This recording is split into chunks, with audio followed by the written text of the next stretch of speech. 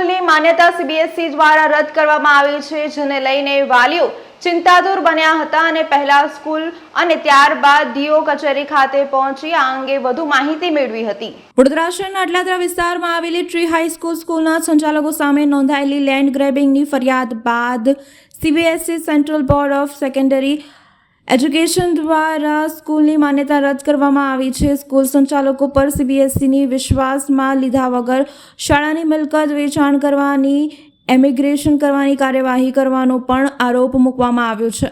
સ્કૂલને કરાવેલા ઓર્ડરમાં બોર્ડે કહ્યું છે કે ધોરણ 9 અને ધોરણ 11ના વિદ્યાર્થીઓને નજીકની સીબીએસઈ સ્કૂલમાં શિફ્ટ કરવામાં આવે, જ્યારે ધોરણ 10 અને 12ના વિદ્યાર્થીઓ 2024-25ના શૈક્ષણિક વર્ષ માટે સ્કૂલમાં હાજર રહી શકે છે। સ્કૂલ બોર્ડની સાથે ફરી જોડાવવા માટે નિયમોનું પાલન કરી અરજી કરી શકશે। આ ઓર્ડરમાં ધોરણ 1 થી 8નો કોઈ ઉલ્લેખ નથી અને તેના કારણે સ્કૂલમાં અભ્યાસ કરતા ધોરણ 1 થી 8ના વિદ્યાર્થીઓ ચિંતાતુર બન્યા છે। આ પૈકીના કેટલાક વાલીઓ આજે સ્કૂલ ખાતે અને ત્યારબાદ ડીઈઓ કચેરી ખાતે પહોંચ્યા હતા। વાલીઓનું કહેવું છે કે સ્કૂલ સંચાલકોને ધોરણ 1 થી 8 ચાલુ રહેશે તેઓ અત્યારે તો કહી રહ્યા છે, પરંતુ ભવિષ્યમાં તેની પણ માન્યતા રદ થઈ જાય તો અધવચ્ચે અમારે એડમિશન લેવા ક્યાં દોડવાનું? સ્કૂલ દ્વારા ધોરણ 1 થી 8 આગળના વર્ષમાં એડમિશન આપવાનું શરૂ કરી દેવાયું છે। અમે આ બાબતે વધુ સ્પષ્ટતા મળે તે માટે ડીઓ કચેરી ખાતે આવ્યા હતા, પરંતુ ડીઓએ અમને મળ્યા ન હતા। ઓલ ગુજરાત વાલી મંડળે કહ્યું છે કે માન્યતા રદ થવાના મુદ્દે સ્કૂલ દ્વારા વાલીઓને છેક સુધી અંધારામાં રાખવામાં આવ્યા હતા અને હવે સ્કૂલ સંચાલકો ધોરણ 1 થી 8ના મુદ્દે પણ ડીઓ કચેરીનો સંપર્ક કરીને વાલીઓને ગેરમાર્ગે દોરી રહ્યા છે તેમ લાગે છે, કારણ કે સીબીએસઈ સ્કૂલની માન્યતા ડીઓ કચેરી સાથે લેવા દેવા નથી અને એટલે જ અમે ડીઓને મળવા માટે આવ્યા છે, કારણ કે સ્કૂલમાં ભણતા 1500 બાળકો અને 85 શિક્ષકો ના ભવિષ્યનો સવાલ છે। ગુજરાત વાલી મંડળે તો એવી પણ માંગ કરી છે કે ધોરણ 9 અને ધોરણ 11માં ભણતા વિદ્યાર્થીઓને અન્ય સ્કૂલમાં એડમિશન આપવાની જવાબદારી પણ સ્કૂલ સંચાલકોની છે। સ્કૂલ સંચાલકો વાલીઓને બીજે પ્રવેશ અપાવે તેમજ જો કોઈ એડમિશન ફી લીધી હોય તો તે પરત કરે। વિચાર કરો કે રાતોરાત જે નિર્ણય આવ્યો કે શાળા બંધ કરી દેવાની, હવે વિદ્યાર્થીઓનું શું થશે? કારણ કે શાળા સંચાલકોએ જે બી કાંડ કર્યા છે, શાળા સંચાલકોએ કોઈ જાતનું સાચું ટ્રાન્સપરન્સી રાખી જ નથી, વાલીઓને અંધારામાં રાખ્યા।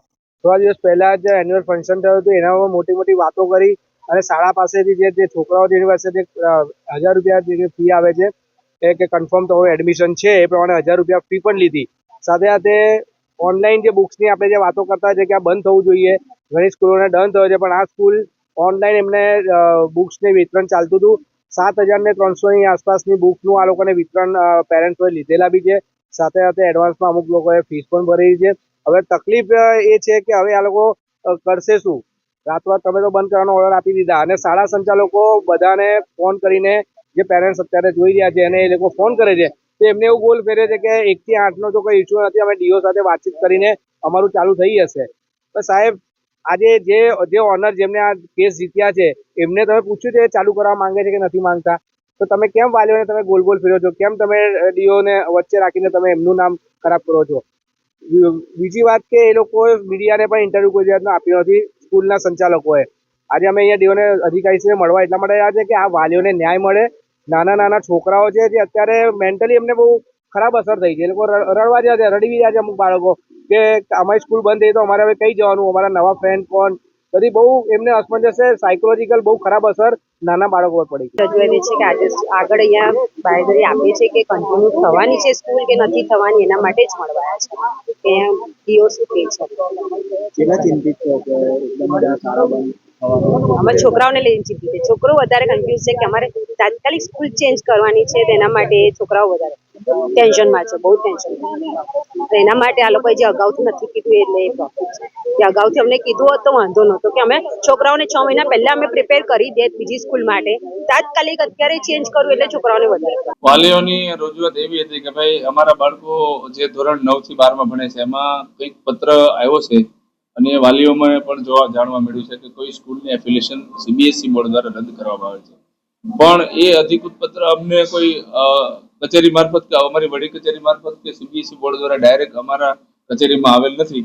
છતાં પણ અમે અમારી વડી કચેરીનું માર્ગદર્શન લઈ અને જો કંઈ આવું હશે તો અમારા જિલ્લા શિક્ષણાધિકારી શ્રી પાંડે સાહેબના માર્ગદર્શન હેઠળ અમે આ વાલીઓની મુજબ હકારાત્મક કાર્યવાહી આગળ કરીશું. સ્કૂલ બંધ કરી દેવાની વાત છે. હા, એટલે એ જ વાત છે ને કે આગળ શું થાય છે, કયા પ્રકારનું શું પત્ર છે, એ પત્ર બાબતે જે કઈ વાલીઓ તરફથી જે કઈ કાર્યવાહી થશે એ અમે કરીશું. હા, એ પણ જોઈશું કે ભાઈ હવે 1 થી 8 ની મંજૂરી એ પત્રમાં દર્શાવ્યા મુજબ નથી, તો 1 થી 8 આ બાબતે ચાલુ રાખી શકાય કે નહીં એ બાબતે પણ અમે સાહેબ સાથે થોડી ચર્ચા કરીશું અને આગળ જે કઈ તપાસ કરવાની થશે તપાસ કરીને યોગ્ય નિર્ણય લઈશું.